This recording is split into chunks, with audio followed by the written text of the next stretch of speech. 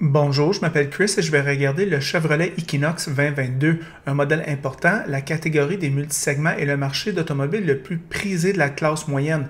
Même des gens qui n'ont pas de famille les désirent. Fait intéressant, Chevrolet ne nous a pas envoyé un modèle tout équipé, mais plutôt le RS. Avec les options, il coûte 40 000 plus taxes, mais il comprend de nombreuses fonctionnalités utiles.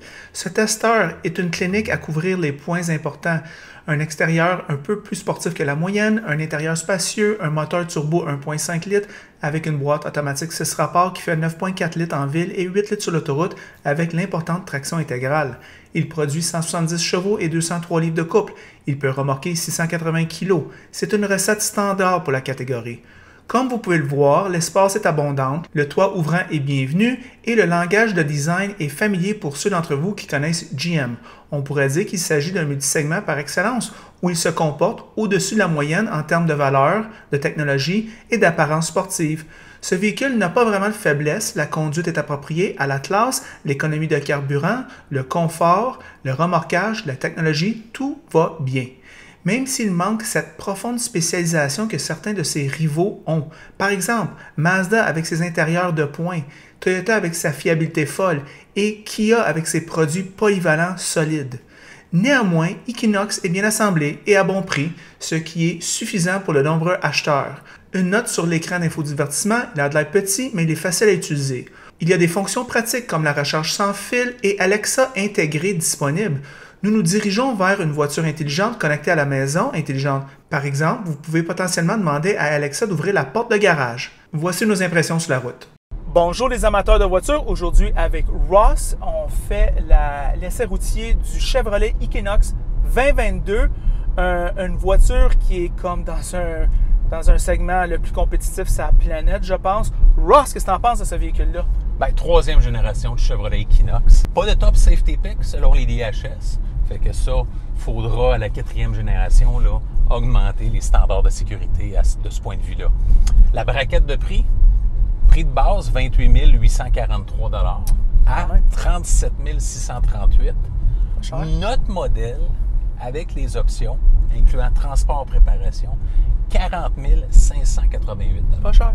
Fait qu'on rajoute TPS, TVQ, on ne peut pas s'en sauver, mais c'est quand même un véhicule, je trouve, qui est honnête là, pour le prix. Les pour, ben, une bonne transmission. Je trouve qu'elle réagit bien, une bonne réponse à ce niveau-là. Le 1.5 litres turbo fait un bon travail, équivalent ou dans la moyenne là, du créneau là, des VUS compacts qui sont munis d'un 1.5 litres turbo compressé.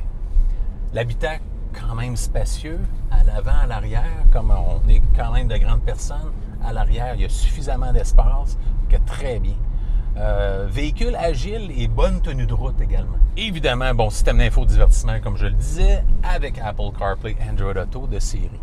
Les comptes, ben, certains matériaux, OK, c'est un petit peu plastique, l'effet, c'est un petit peu monochrome. J'aurais aimé avoir une nuance dans les teintes, mais ça, c'est une question de goût. Moteur, ben, qui n'est pas le plus performant, qui est correct, mais c'est pas une bombe d'accélération. On s'entend, là? Il est plus axé sur l'économie. L'espace coffre, un petit peu inférieur à la concurrence. Je trouve l'habitacle est spacieux. Ouais. Par contre, ils ont peut-être sacrifié l'espace coffre par rapport à des concurrents dans le marché. Visiter arrière réduite également, okay? Surtout à la lunette arrière. Puis, pas de version hybride ou hybride branchable. Surtout que GM avait le meilleur système d'hybride branchable avec la Chevrolet Volt. Et moi, je pense qu'il aurait dû remplacer ce système-là dans un véhicule qui n'était peut-être pas adéquat pour le marché nord-américain, mais le système d'hybride branchable fonctionnait très bien. La concurrence, oh, là, il y a des joueurs, c'est incroyable. Concurrence, ben, le Ford Bronco Sport, qu'on a déjà essayé. Le Ford Escape également. Honda CR-V, très populaire encore, même s'il vieillit. Le Hyundai Tucson. Le Jeep Cherokee. Le Jeep Compass. Le Kia Sportage. Le Kia Sportage. Mazda CX-5. Mitsubishi Outlander. Nissan Rogue. Subaru Forester. Toyota RAV4. Volkswagen Tiguan. Et si vous voulez le jumeau non identique, on pourrait penser au GMC Terrain. Fait que quelles sont tes premières impressions sur le Chevrolet Equinox RS 2022? Juste une remarque, Ross. Il y a peut-être une décennie de ça, tu m'avais dit, Christopher, tout le monde va acheter des véhicules de même un jour, et tu as eu raison. On va le dire tout de suite. Fait qu'à ce moment-là, Ross, dans ce créneau-là, qu'est-ce qu'on veut? On va être assis haut, on veut avoir de l'espace, on veut se sentir en sécurité. Il fait toutes ces choses-là. Qu'est-ce qu'il fait de plus? Moi, je te dirais le prix est intéressant, Ross. On a un système audio Bose haut de gamme. On a du cuir.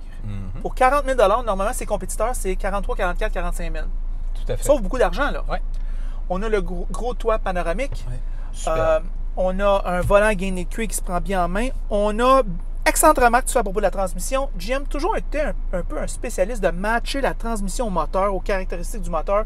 Moi, quand je le conduis, ça change de vitesse, ça n'appelle pas attention à elle du tout, ça fait juste aller par en avant. La suspension, bonne remarque tu fais à propos de la suspension. GM, de plus en plus, je l'ai dit dans d'autres vidéos, mais c'est vrai qu'ils sont vraiment bons à calibrer une suspension pour pas que ça soit cheap, mais que ça soit confortable et bien planté. Moi, je te dirais, on ne sent pas que c'est top heavy, on se sent bien clos au sol. Oui, tout à fait. Vraiment bien à ce niveau-là. Je te dirais, Ross, où GM peut-être a de la difficulté versus ses rivaux, je te dirais qu'on a toujours cet aspect que... Avec GM, on a toujours un peu l'aspect... Il y a un peu de tape à l'œil pour camoufler des défaillances, peut-être au niveau de la fiabilité à long terme, non éprouvée, problème de transmission ou problème électronique, ou des problèmes. Et puis, c'est pas compliqué, on n'envoie pas des GM sur la route de plus de 10 ans.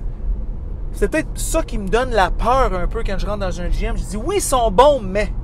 Faut noter, par exemple, Chris, qu'on est au Québec et le Québec est un peu à une échelle réduite le marché californien. On aime beaucoup les véhicules japonais, les véhicules asiatiques.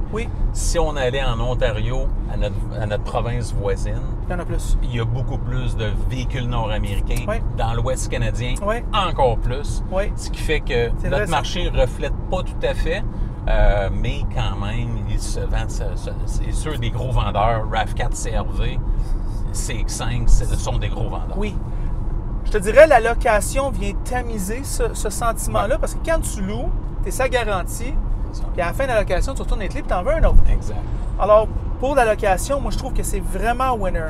Beau style extérieur, sportif, beaucoup plus animé que les rivaux qu'on vient de mentionner, beaucoup des rivaux qu'on vient de mentionner.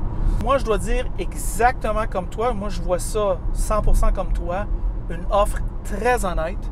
Moi, je trouve le prix très raisonnable.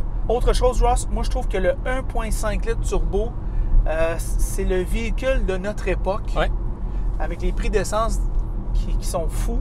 Sauver 1 litre ou 1,5 litre aux 100 km, mais on parle de 1.5 fois 2,5, c'est 4 piastres à tous les 100 km. C'est non négligeable. Ross, tes impressions finales? Bien évidemment, un véhicule en location, je pense qu'il est très bien ciblé pour une location à long terme, là, 48, pas plus que 60 mois, mais je pense que 48 mois, c'est idéal. Vraiment, là, parce que les Américains, les constructeurs américains sont assez agressifs pour ce qui est du prix de la location. Fait que je pense que ce véhicule-là est très bien ciblé de ce point de vue-là. À l'achat court et moyen terme, j'aurais pas trop de problèmes. Plus à long terme, là, on ne sera pas dans les eaux d'un Toyota RAV4, par exemple. Fait que c'est à prendre en considération, mais en location, aucun doute, sans aucune restriction. Alors, c'est ça nos pensées sur le Chevrolet Equinox 2022. En passant, si vous aimez la vidéo, aimez-le. Si vous ne l'aimez pas, aimez-le pas. Et si vous l'aimez beaucoup et vous avez appris quelque chose, franchement, abonnez-vous à la chaîne. Et c'est tout.